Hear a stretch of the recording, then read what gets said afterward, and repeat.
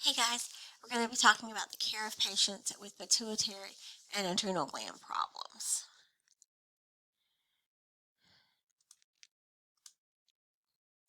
So our learning objectives are to apply A&P and Patho to assess patients with impaired pituitary and adrenal gland function, to prioritize evidence-based nursing care for patients with acute adrenal insufficiency or hyperaldosteronism, and to teach patient and caregivers about common drugs and other management strategies used for pituitary and adrenal gland problems.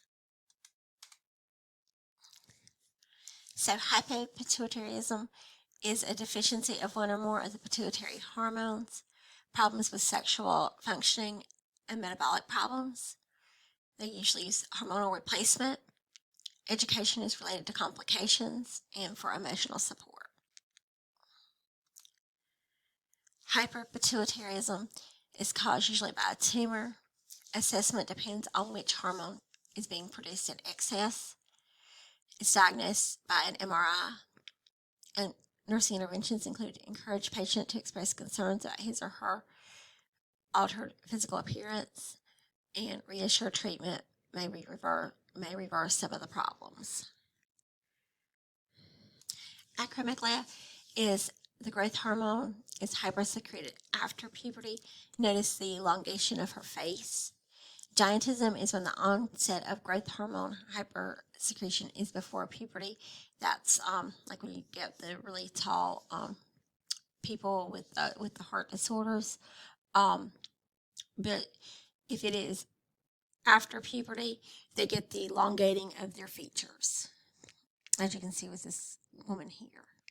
Hyperpituitarism is non-surgical management. Drug therapy inhibits the release of growth hormones and prolactin. They start slow and gradually increase until a desired level. Drugs alone or in combination with surgery and or radiation is usually the treatment. Radiation therapy may take months to years to obtain the therapeutic effects. Now, you guys know I can't pronounce anything, so I'm not even going to try. But anyway, it is a minimally invasive transnasal approach to, and it is now the treatment of choice for pituitary tumors, which can cause the acromegalia, the giantism, and Cushing's disease, which we'll talk about in a moment. The surgery has also served sometimes as palliative measures for patients with metastatic breast cancer to relieve and reduce hormonal secretions. Now, you guys know I can't pronounce anything, so I'm not even going to try. What this is a minimally invasive transnasal approach to taking care of a pituitary tumor. This is used for the treatment of both the giantism, Cushing's disease, and the acromegalia we just looked at. Preoperative education is basically preparing the patient for what they're going to have to deal with after surgery. You want to tell them about the nasal packing that'll be in place for about 2 to 3 days post-op, that they'll have a drip pad dressing after surgery as well. These patients are going to want to have a visual field test done prior to surgery to serve as a baseline. The big things with post-operative care is, remember, these patients are probably going to be on bed rest for about 24 hours, and then you will encourage ambulation. The head of their bed will be elevated to avoid placing tension or pressure on the suture line. You want to teach the patient not to sneeze, cough, or blow his or her nose, and bend over for several days to avoid disturbing the suture line. They will be given mild analgesics. They're going to continue doing visual field testing as soon as possible, because remember, changes in that visual field can be an indication of a hemorrhage.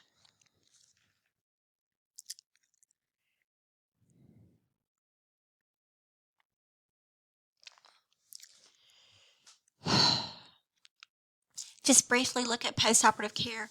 The big thing with these patients is to make sure that if they have the approach that's right at the upper lip, that they avoid using a regular toothbrush, to avoid messing with the suture line, and to avoid activities that will increase their intracranial pressure. Again, we talked about avoiding toothbrushing. Avoid activities that could increase your intracranial pressure, like bearing down, to have a bowel movement, so you want to prevent constipation. You also want to make sure that they're aware that decreased smell can be expected. Other things that will increase your intracranial pressure is like holding your nose when you sneeze, things like that. So you want to make sure that they're not doing things that will increase their intracranial pressure. Adrenal problems can either be from the inner medulla or from the cortex. If they're from the inner medulla, they're affecting epinephrine, norepinephrine, and dopamine. And if they're in the cortex, they're interfering with steroid hormones, cortisol, aldosterone, and androgens. It's controlled by the pituitary gland. That's just so down and dirty on the patho of the adrenal gland, okay? But just remember that problems from the inner medulla are affecting your epinephrine, norepinephrine, and dopamine, and the cortex is those steroid hormones. And that'll get you started on the different disorders. Adrenal gland hypofunction. Most common is autoimmune disease. Most common secondary is sudden sensation of long-term high-dose glucocorticosteroid therapy. Primary and secondary charts are on page 1253. And we're also going to look at Addisonian crisis versus Addison's disease. Addison's disease is the most common form of adrenal hypofunction. Addison's disease occurs when 90% of the adrenal gland is destroyed. With early diagnosis and adequate replacement therapy, the prognosis of adrenal hypofunction is good. Take a moment to look at the drug therapy on chart 62-9, but by no means do I expect you to know the drug therapy involved in the treatment of Addison's disease. On the other hand, knowing the key features of Addison's disease will behoove you, and that's in chart 62/7. These key features include muscle weakness and fatigue. They can have GI symptoms such as anorexia, nausea, and vomiting, and cardiovascular symptoms such as anemia, hypertension, hyperkalemia, low salt, so they have a salt craving, and hypercalcemia. Now the difference is Addison's crisis is life-threatening. It's usually triggered from an acute illness or withdrawal from corticosteroids. It is or after a major stressor. They have high fevers, weakness, severe pain in their abdomen, and they can have severe nausea and vomiting. Treatment is to restore fluid balance and treatment with IV steroids. Now we're going to take a quick look at adrenal gland hyperfunction. The hyperfunction by the adrenal cortex results in Cushing's syndrome. And glucocorticosteroid therapy can also be the cause of Cushing's disease and the hypersecretion by the adrenal cortex. Cushing's disease or syndrome is a group of clinical problems caused by an excess of cortisol. Please look at table 62-3 for the list of things that can cause cortisol excess. If you take a second and look at table 62-3, it shows you the differences between Cushing's disease and Cushing's syndrome. Cushing's disease is endogenous secretion, and Cushing's syndrome is because of exogenous administration.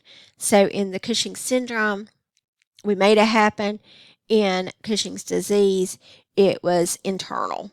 Does that make sense? It says it quite nicely in that table. Now, the key features are the same for both Cushing's disease and Cushing's syndrome because they're both the hypercortisol levels. So it talks about it in chart 62-10. But basically, these patients have a moon face. They have a buffalo hump. They usually have, you can see in figure 62-3 how she has that truncal obesity in the center of her body. They'll have a lot of weight gain issues. They have thinning of their skin. They'll have striatia or increased pigmentation in certain areas. But this can be from either Cushing's disease, which is internal, and Cushing's syndrome, which is something that has happened to them. Really just want you to be able to recognize some of the general appearance and disorders in that chart 6210, and know that and then look at table 62.3 as far as what is causing Cushing's disease and what causes Cushing's syndrome. As far as the exam goes, all I want you to know is that that they get cortisol levels from blood, saliva, and urine, and that they will look for the presence of a lesion for a CT and MRI. Everything else is a lot. The priority problems for patients with Cushing's disease or Cushing's syndrome are that they can have fluid volume overload due to hormone-induced water and sodium retention. They can have potential for injury due to their skin being thin and poor wound healing and loss of bone density.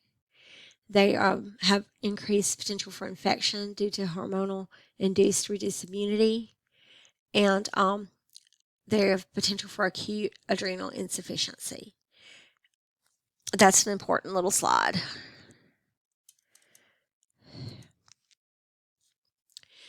Treatment, non-surgical, is to keep the patient safe. Drug therapy could be antacids, H2 blockers. Nutrition therapy is both fluid and sodium restrictions. And then if it's a pituitary clause, they may remove it. And if it's adrenal clause, they may choose to remove the adrenal gland as well. As far as I'm concerned, I just want you to know that there's non-surgical and surgical methods for treatment. I'm more concerned that you know about slide 18 and caring for that patient. Okay. If they do have surgery, you have to control hyperglycemia, prevent infection. They're usually on a high-calorie, high-protein diet before surgery and have glucosteroids. We're not going to be concerned. We just know that it can be treated with surgery. I'm more concerned that you know what it looks like, that there's a difference between the disease and the syndrome, and that slide 18 is important. And just know that it can have medical management or surgical management. Discharge teaching is very important. You want to make sure that they understand the high calorie, the calcium, vitamin D diet, a lot of milk, cheese, dairy, green and leafy. Report if they have weight gain, of 3 pounds in 1 to 2 pounds in 24 hours, and know that they will have cortisol replacement therapy. That's all I want you to know, is to know that they will have cortisol replacement therapy and that they will have dietary needs of high calorie and calcium and vitamin D foods, and that they are to report a weight gain of 3 pounds in a week or 1 to 2 pounds in 24 hours. Hyperaldosteronism is an increased secretion of the aldosterone related to mineral corticosteroid excess. Primary is a result of excess secretions of the aldosterone from one or both of the adrenal glands.